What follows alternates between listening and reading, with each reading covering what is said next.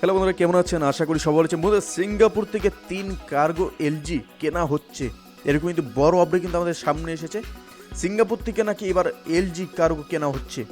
অবশ্যই আমরা বিস্তারিত আলোচনা করব। তার আগে আপনি যদি এই চ্যানেল নতুন থাকেন, অবশ্যই চ্যানেলটি সাবস্ক্রাইব করে আমাদের পাশে থাকুন এরকম নিত্য নতুন রাজনৈতিক এবং সর্বশেষ আপডেটগুলি সবার আগে পাওয়ার জন্য।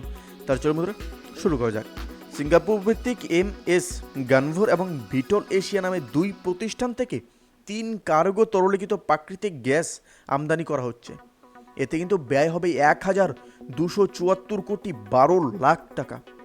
এক কার্গোতে এনজি থাকবে 33,60,000 million metric British thermal unit. আজ কিন্তু বুধবার সচিবালয় অর্থমন্ত্রী আবুল হাসান মাহমুদ আলীর সভাপতিত্বে কিন্তু অনুষ্ঠিত সরকারি ক্রয় সংক্রান্ত মন্ত্রিসভা কমিটির বৈঠকে এই এলএনজি আমদানি প্রস্তাব অনুমোদিত হয়। বৈঠক শেষে মন্ত্রিপরিষদ বিভাগের অতিরিক্ত সচিব সাইদ মাহবুর খান সাংবাদিকদের এই তথ্য জানান। এমএস গানবোর থেকে আনা হবে 2 কার্গো এলএনজি। প্রতি কার্গোর জন্য খরচ হবে 425 কোটি 81,57,000 টাকা। এবং কিন্তু এক বছর আগে গত বছরই কিন্তু জানুয়ারিতে এলএনজির দাম উঠেছিল প্রতি এমএমবিটিইউ 22 থেকে $23।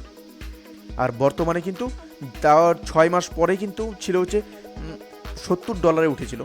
তারপরে বর্তমানে কিন্তু এখনও $2 কমে এখন কিন্তু $68 আছে।